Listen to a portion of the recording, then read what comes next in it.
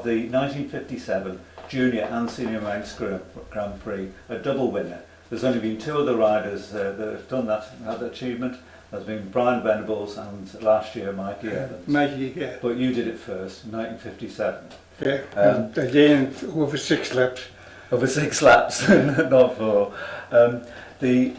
But tell us firstly about your early life. You were born in Castletown? Born and bred in Castletown. I went to the Victoria Road Primary School and then I went to the high school.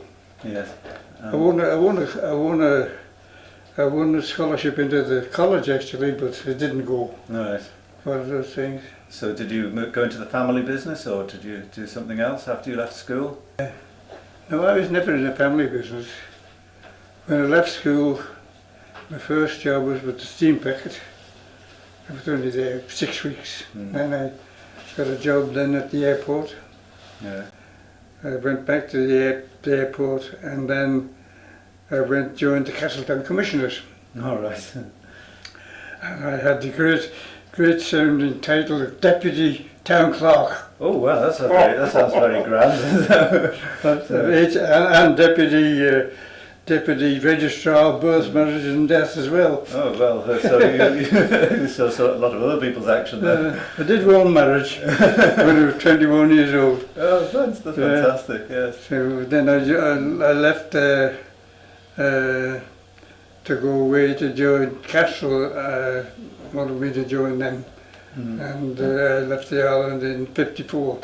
So when did you start racing? I rode in the '53 Clubmans, finished third in that.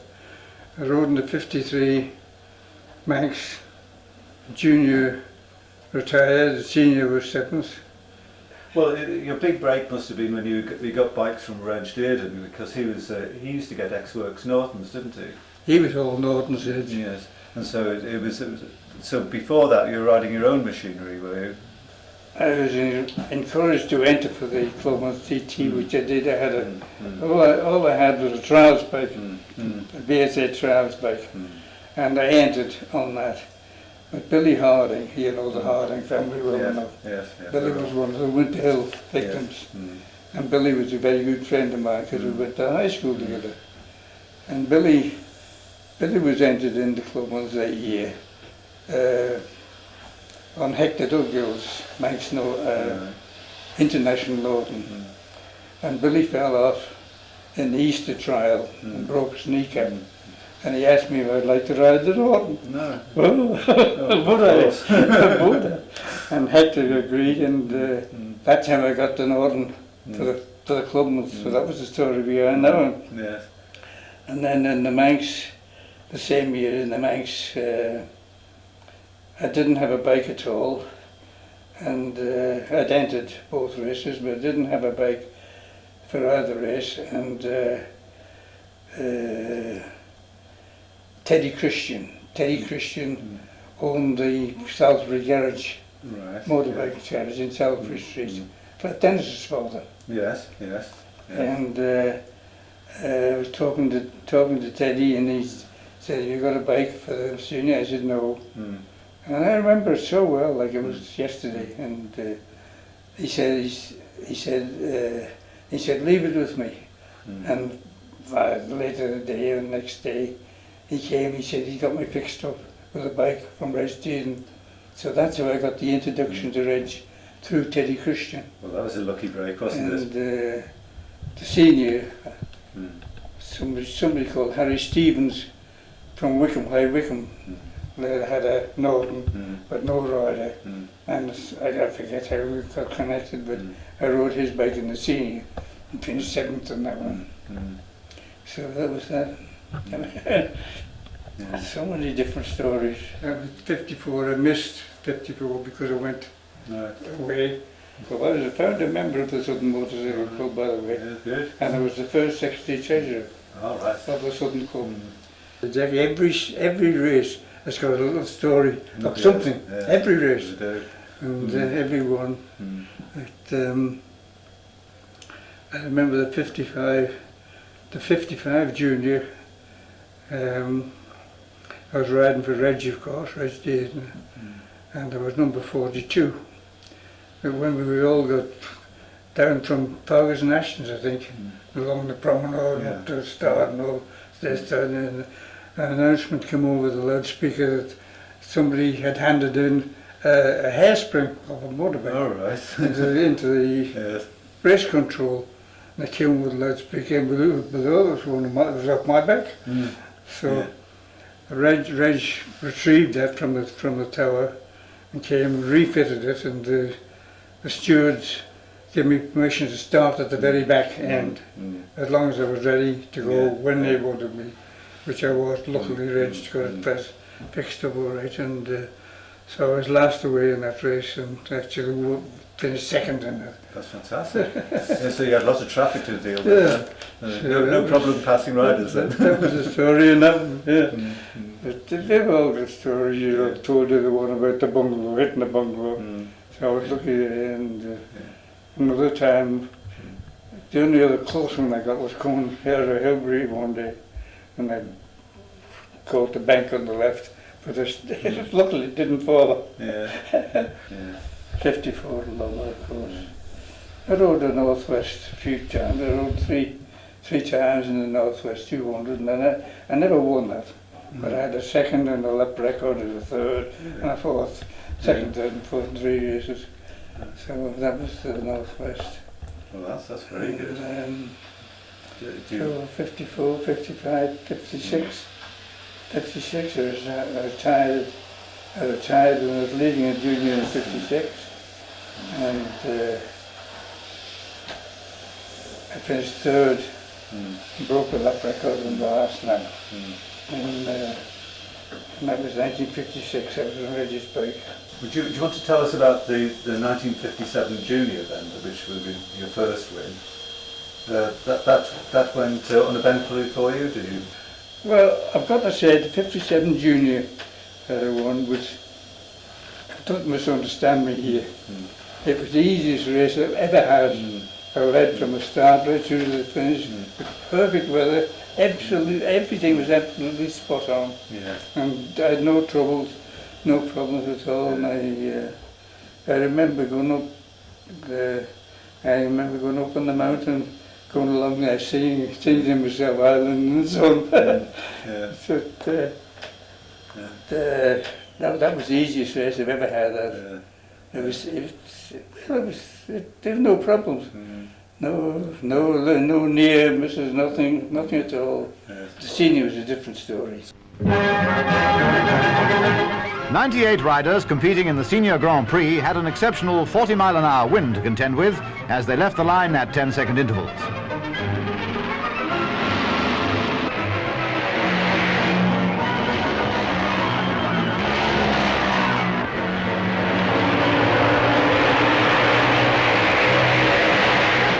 Tell us what's happened in the senior. With the wet road and everything, and several close things. It's all part of the game. I was racing with Ellis Boyce. He was number 82 and I was number 83, so 10 seconds behind him. And I managed to overhaul him going through Big Glenvine. And with the starting interval, when I caught up with him and went past him, I made about 11 seconds to the good uncorrected time. And Ellis stayed with me then. I didn't know. He stayed right behind me all the way rest. Which lap was that?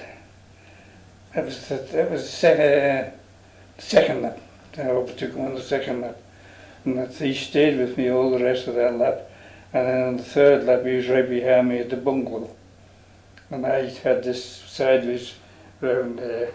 And I caught the yellow paint all down the side of my boot. There, but I hit the upright. I think they were removed after that. But I hit the upright then, and while that was, Ellis went by like that. So I was in behind him, going up what's now Halewood Rise. It wasn't called that time. I was right behind him, and this guy chipping stone came up his back wheel, and hit me there, and knocked me a bit groggy until I got through to the pits. I thought there must have been oil on the back tire, but Reg checked it all out. There was no oil. I was just going to. And anyway, Reg sent me. He got the medical people to come and put that plaster on, and then I carried on from there. And by that time, Ellis had gone past and had taken the lead, but he fell off on the 5th lap. He fell off going at Glenhelen. And of course that left me wide open. Number 14, Washer on a Norton, finished second. Number 31, Haldane Norton, and number 12, Stevens, BSA. After 4 laps, 21 riders had retired, leaving Alan Holmes on a Norton to beat the course record and win the double. First home in both the junior and senior events to get that big, big kiss from his mum. And I won the junior race by 2.5 minutes. And I won the senior race by just over 2 minutes, 2.25 minutes. So both races had well over 2 minutes in both races. So that, and record speeds in both of them. Yeah, fantastic. And that's despite having the extra time in the pits to have your head repaired. Peter St John's man, I think you put the plaster on. But that's why the plaster's there. Yeah, I was lucky because if I'd gone out at the bungalow, that would have been it. He washer. Anyway, second, and he won it the following year. Who else is on there? Vern Wallace. Is that Vern Wallace? Yeah. From Sulby? He was in the Manx Grand Prix Supporters Club for years and years and years with his wife Sally. It was Vern and Sally Wallace. Yeah. That's an old friend of mine, Tom Escott. My mum, of course. June Dawson. That's Reg with the cap. Yeah. That looks like Don Crossley. Yes, Don Crossley, yeah. Still with the plaster on your head. The winner of the 1957 and 57 junior and senior Manx Grand Prix. And that's the junior behind there. That's the Lady Hill Rose Bowl. And that big one there, that was the Northwest 200. Oh, really? I think that's that was a colouring cup, I think. But anyway, it's Northwest. And there was another one here off the picture. That was also the Northwest 200. And of course these are all the bits and pieces. Yeah, it's a good picture, that. Yeah. I believe it's a club team award to the Southern 100 Club. Eddie Crooks, Alan Holmes, Bob Doughty, and presented by Sir Douglas Bader.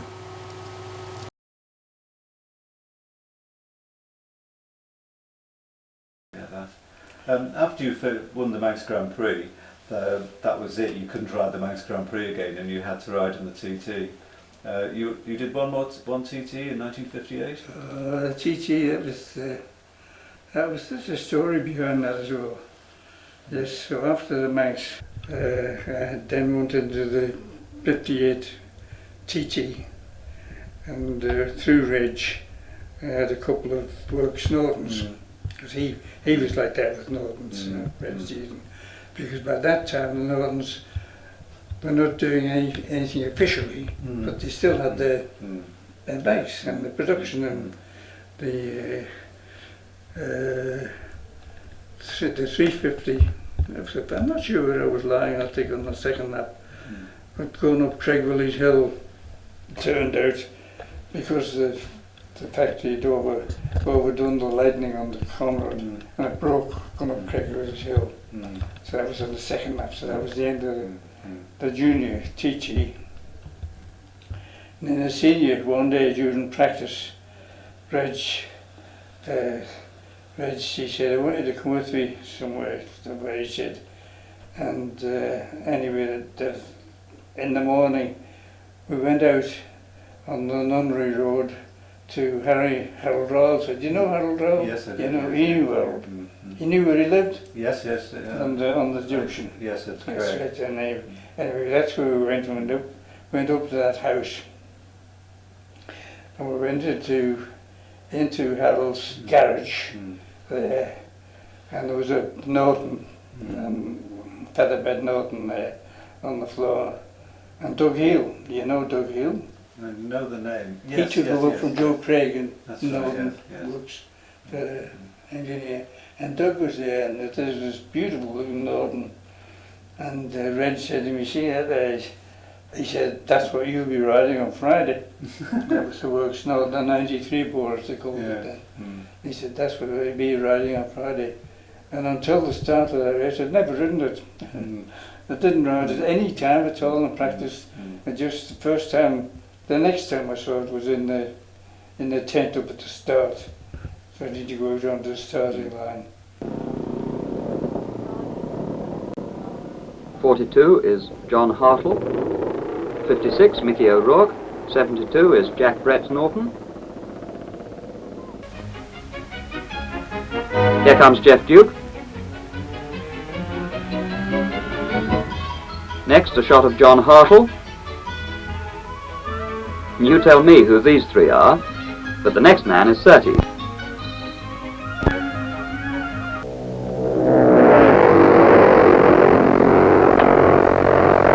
I was going well in that. For a few of time, John Hartle came off coming out of governors and went on fire. Oh, The MV went on fire, you know that. I've seen the photographs. Yeah, and I came along with after that, and I see this bloody bike up in flames, and John stood there looking at it. And anyway, that was that. Surtees has just made a pit stop for fuel and screams through with a comfortable lead. Already many of the stars are out of the race. Jeff Duke, Jack Brett, Terry Shepherd, Bob McIntyre and John Hartle among them.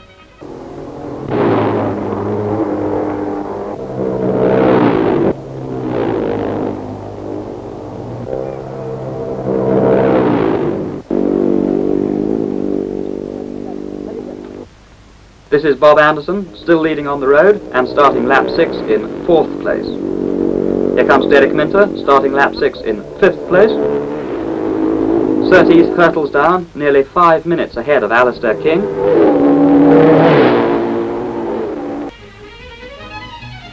This is Holmes, and carburettor trouble on this lap dropped him from 6th place to 25th at the finish. Going up Hillwood, just approaching Brandywell, on the left-hand side, I didn't know he was going to be there.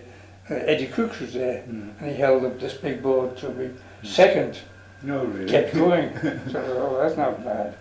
And I was always a good finish in my last lap, so I was able to turn down a bit more in the last lap. So I think in that 58 senior TT, I would have been second to Surtees in that if I hadn't had the problem. But going up there, as soon as I got this notice from Eddie, almost immediately the motor just cut. And it was still motor along, just potting along, ticking over. And I got through to the pits. Reg Dearden was in the pits. I got through to the pits and told Reg what the trouble was. And he stripped the carburettor. All that happened, a little clip to hold the needle had broken. And dropped the needle into the main jet, which is why I came in on the pilot. So I can remember these things like the way You'll and see that clip forever. I can remember Reg Stuckers, and I can remember she said, second in the TT for a bloody twopenny cup or something to that effect. Reg was very valuable. He was very valuable. Anyway, he took that, and he took the needle out, and he said to me, you can try and get going if you want, it's up to you. Anyway, I thought, well, all right, but I had to go really as fast as I could run to get the thing started, and eventually it came in, gave me a big boot up the arse down towards Bray Hill. So I did the last 2 laps in the TT with no needle and the carb. That meant, of course, it was only operating full throttle. Right. So I had to do those 2 laps, the adjustment between the throttle and the clutch, and trying to get it right. And it was quite exciting, believe me. Yeah, very well. Because any corners like Quarter Bridge and places like that, I'd shut off, and it would just cut dead. And then when I started to come on, it wouldn't fire again until I was nearly full throttle. And a real boot at the back, and that's the way I did the last 2 laps. So places like Governor's Bridge and Ramsey Hairpin, they were a bit difficult. But anyway, I managed. I still won a silver rep. Really? Yeah, I finished 25th, and Sparrow was 24th, and I was 25th, Yeah. and that. But yeah, still had the silver rep. The only one TT, because later that year I was riding. I had the Works Northerns, which Reg had. This 93 bow on the road that at Aintree and Oldham Park and various places, and I was riding at Oldham Park, and in the junior race at Oldham Park, I was leading on the second lap. Gary Hocking was right behind me. Mm-hmm. I was leading on the second one going around Island Bend, and it sled sideways, a bit like that, boom, boom, boom, boom, and high sided me off, and I fell backwards like down, banged the back of my head and fractured my skull. But well, there was only a little fracture, you know, compared then. But the worst damage, it damaged the eye muscles. Oh, So I right. had double vision, and I've still got a little bit of it now. No, it doesn't bother me. Now, I had an operation 2001, 17 years ago, 16 years ago. I had an operation to correct it, but it's nearly back to normal, but it doesn't bother me. So that So was that was the end. I Yeah. couldn't ride because I couldn't see straight. Mm. So, and well, I was entered the Dutch CT with Reg, but I didn't actually go there because I couldn't. Oh, I right. couldn't. And that was the story behind that. Also mentioned that you one time might have gone Formula One car racing, Reg did. Yeah. Yes, we were going to go into cars the following year. Yeah. I don't know what he had or what cars he was talking about, but that was the idea that I was going to do that. And but it didn't happen. So what did you do after you finished I racing? left the Alamo, I lived in England in 1954, like I said, and I joined Castrol. Yes. That's another long story. That when I joined Castrol in '54, I worked for them in the head office for 1 year in London, and then they sent me up to Scotland. And I was in Scotland 2 years as a technical rep on servicing cars and all that sort of thing. And I did 2 years up there, and then I won the Manx, and Castrol then promoted me and brought me down to Lancashire, and I was living in Holmes when I got married in Holmes. I was in Holmes a couple of years, and then from Holmes I went over to live in Southport. I was in Southport a few years, and then an opportunity came up to join the overseas division of Castrol. And I went down to London for the interviews, and I was accepted, and I joined what they call the overseas agencies division in Castrol. And that meant then I moved back down to London. I lived in the Chalfont for 1 year, and then they upped me again and sent me abroad. And I lived in Greece. I lived in Greece for 4 years as the director, and I was in charge of all the Castrol operations in the Middle East, North Africa, and bits of Europe, all the Med countries, that sort of thing, based in Greece. And then I left them in 74, 75, and I went back to Southport, and I set up my own little exporting business in Southport, and that lasted until I retired when I was 65 in 1995. So that was it. Yeah, those were very interesting years with Castrol when I was out in the Middle East. I saw a few different things out there as well. Seen it. And through the Palestinian camps, and long stories. Yes. Not of interest to racing, nothing to do with racing. No, but it's 1973. 73. You put on the postage stamp. Yeah. And so you've got the picture there with. What was happening? John Nicholson. You know John Nicholson? Yes, I did. John was the artist, and he took a photograph of me going around Keppelgate. Mm. He took one photograph and surmounted it as a copy of it on the others. So 57 was the junior and 83 was the senior. Mm. So that's why there's two on there like that. So Same photograph but yeah. superimposed. So that's is that you riding around the outside of yourself, or Yeah. Or inside. or the inside, whichever way you want to be? Yeah.